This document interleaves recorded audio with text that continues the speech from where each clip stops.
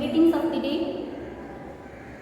This is 7th standard social science history unit 3. Okay, emergence of new kingdom in South India. Okay, in our last lesson, that means history unit 2, we saw about the emergence of new kingdom in North India. Okay, so in this lesson we are going to learn about emergence of new kingdom in South India. Okay, in this lesson we are going to learn about the later Cholas and later Pandyas. Okay, and the prominent rulers of both kingdom. Okay, prominent leaders in both kingdom, that means Cholas and Pandyas. Okay, and we learn about their administrative system, and we learn about the political, economic and social development during the Chola period and Pandya period. Okay, let us see a small introduction. Okay, later Cholas. First we see about the later Cholas. Okay, the Cholas are one among the popular and well-known Tamil monarchies in the history of South India. Okay, so Cholas were well-known kingdom in history of South India. Okay, is the elaborate state structure and extensive irrigation network and vast number of temples they built. Okay, so elaborate state structure, irrigation facilities, okay, and temples, okay, they built. Their great contribution to art and architecture and their overseas exploits have given their preeminent position in history. Okay, so irrigation facilities, state administrative system and local administrative system, many temples, example the Pragadiswara temple, okay, in Tanjore. Okay, these are the contribution of later Cholas. Okay, yes. First we see about the revival of Chola rule. Revival of Chola rule.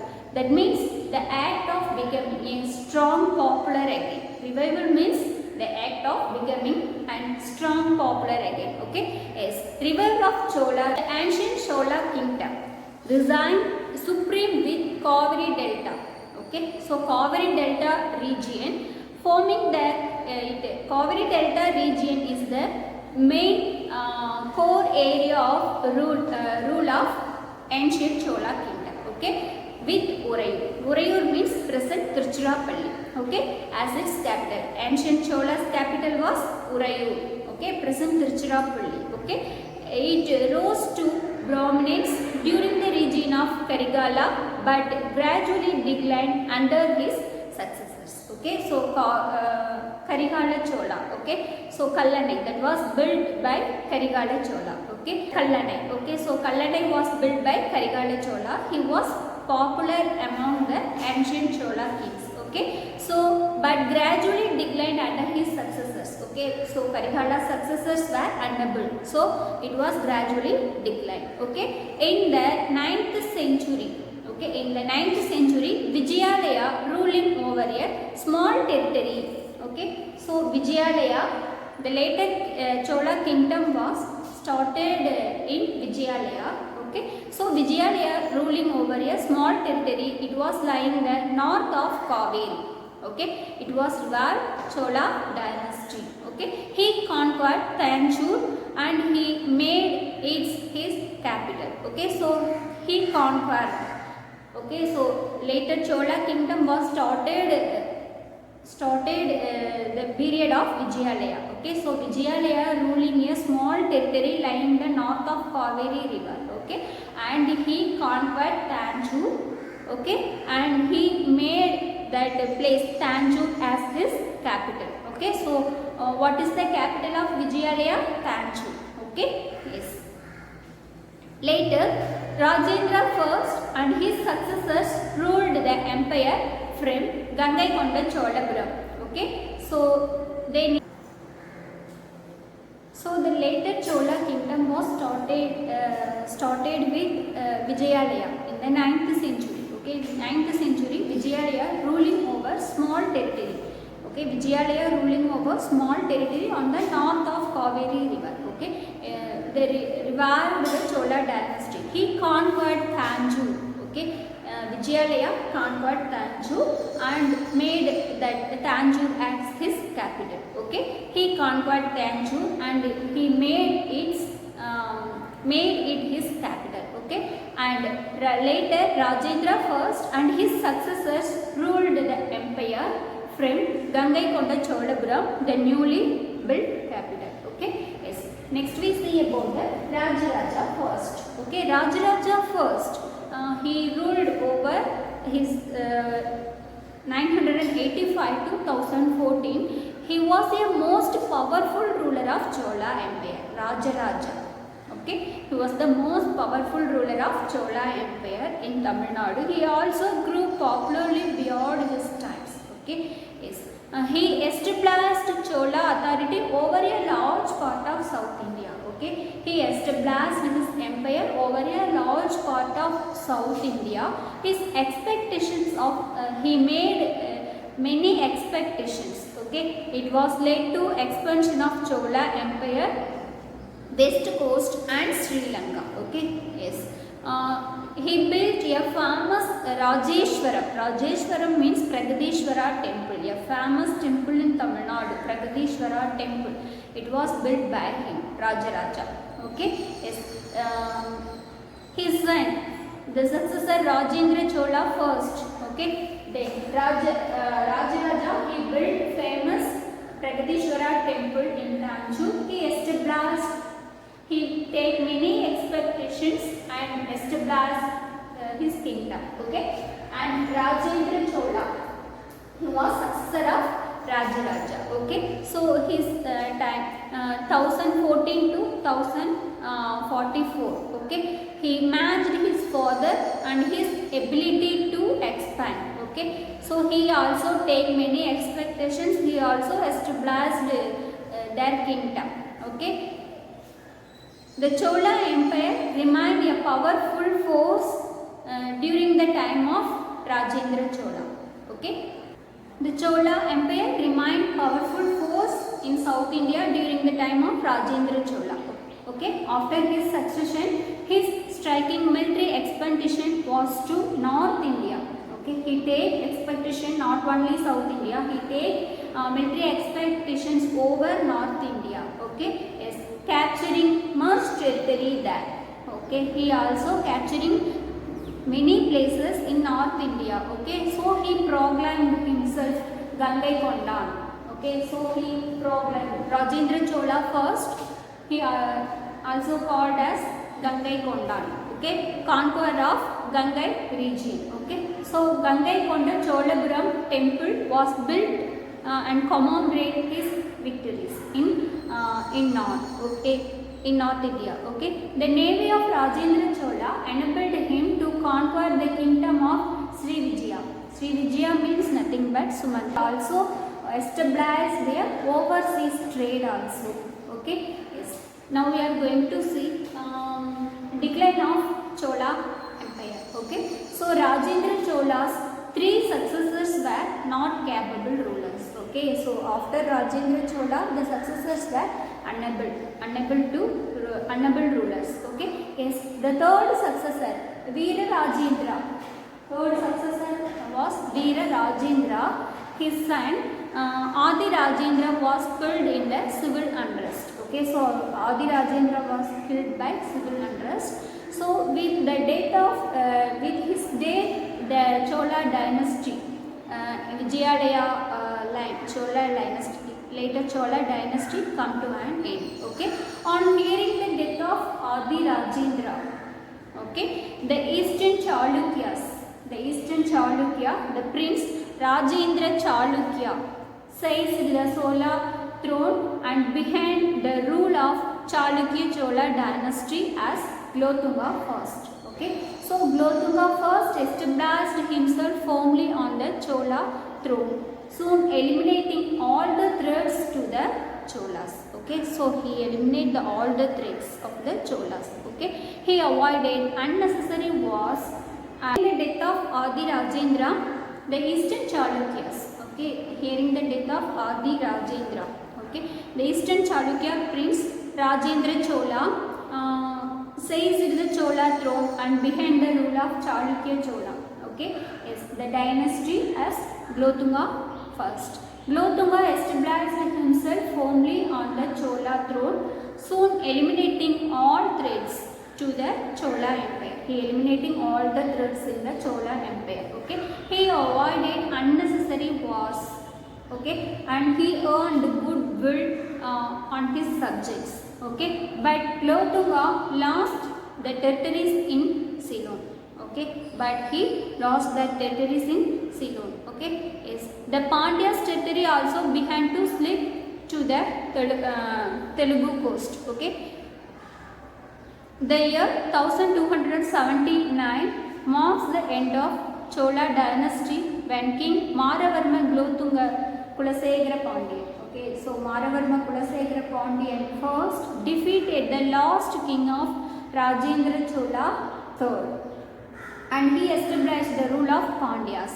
Okay, in present day Tamil Nadu. Okay, so matrimonial alliance between Chalukyas and Cholas and the Eastern Chalukyas. Matrimonial alliance between the Cholas and the Eastern Chalukyas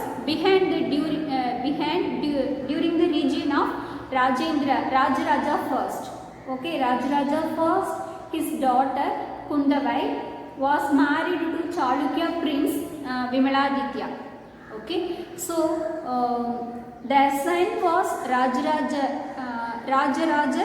Narendra. Okay, who married the daughter of Rajendra Chola. Okay, so their son was Glotunga first. Okay, so on hearing the death of Adi Rajendra, the Eastern Chalukya prince Rajendra Chalukya, okay, started and seized the Chola kingdom.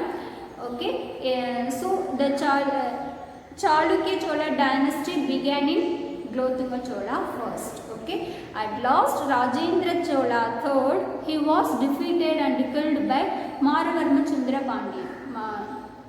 Maravarma Kulasegara Pandyan first.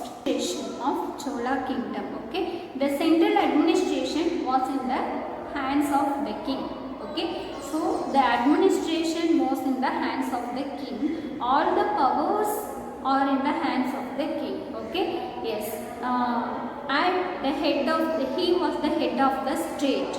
Okay, he enjoyed enormous powers. Okay, the orders of the king were written on the palm leaves. Okay, so on all the orders of the king, they were written on the palm leaves by his officials. Okay, the orders, the palm leaves, okay, was pasted on the temple walls. Okay, it was inscribed on the temple walls. Okay, yes, the kingship was also hereditary in nature. Hereditary.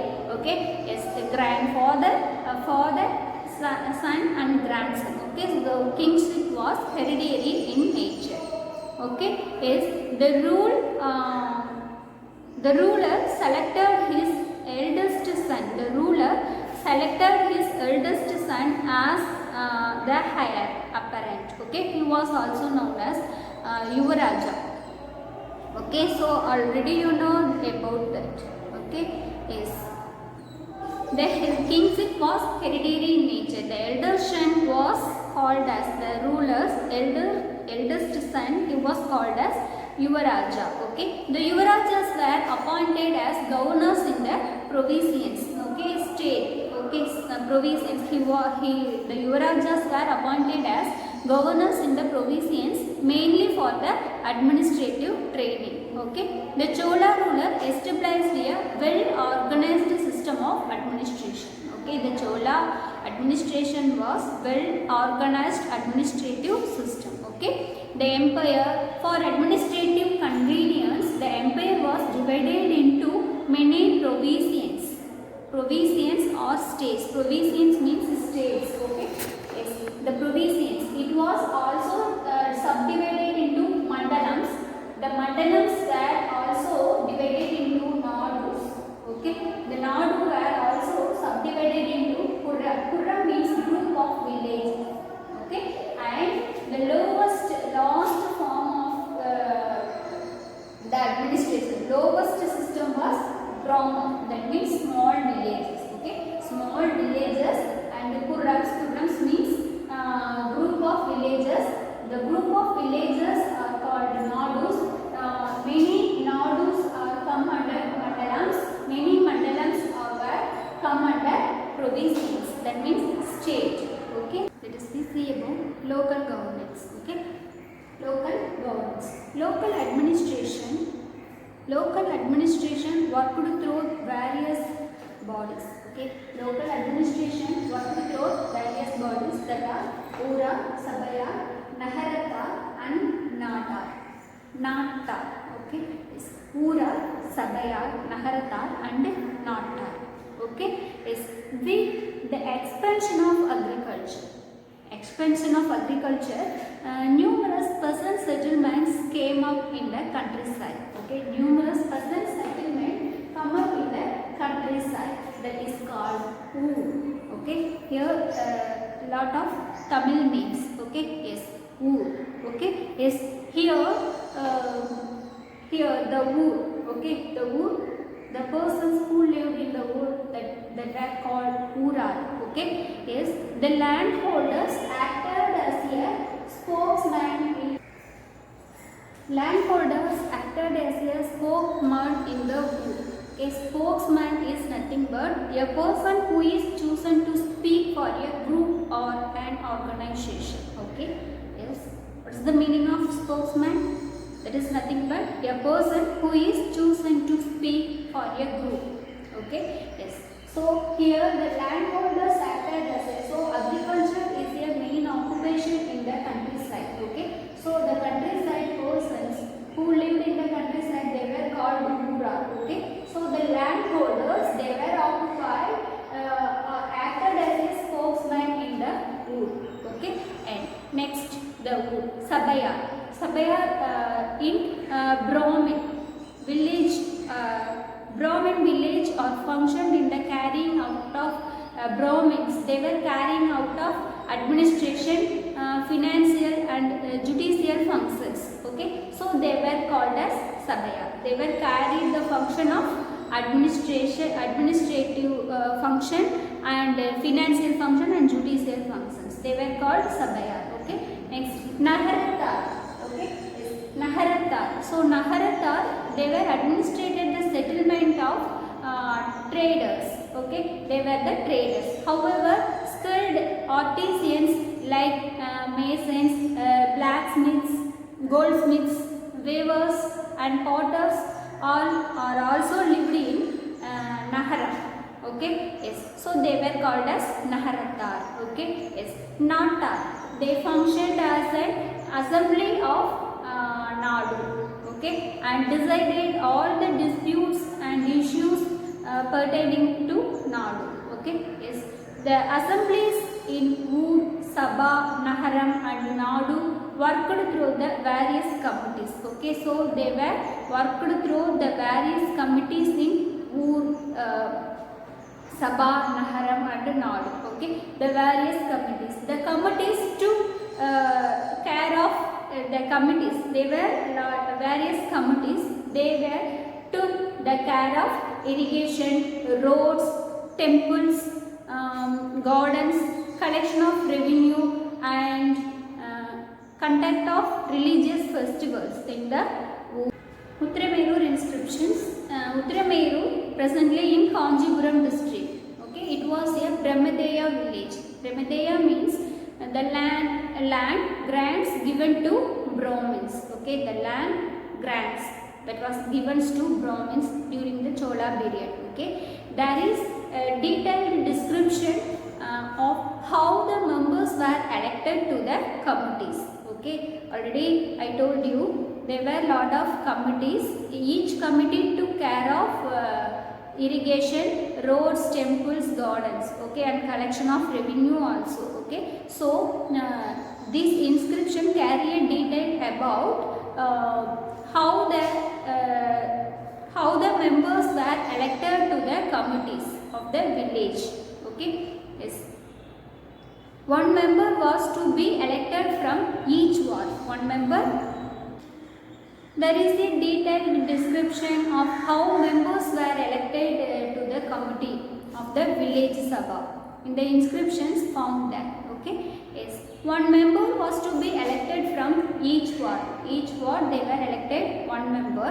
Okay, there were 30 wards in total. Okay, the eligibility to contest was to men in the age group 35 to 70. Okay, well versed in Vedic text and scriptures, and he also owned land and houses. Okay, yes, the eligibility of the candidate, age group 35 to 70. He also have owned land and houses. Okay, the process of the election, the names of qualified candidates from each ward were written on the palm leaf slips and put into the pot. Okay, the eldest of the assembly would encourage a boy to pull out a slip and declare his name. Okay, the various committees were decided in this way.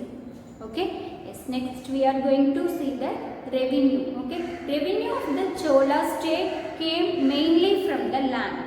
Okay, so main revenue system of Cholas. Okay, the revenue of the Chola state came mainly from the land.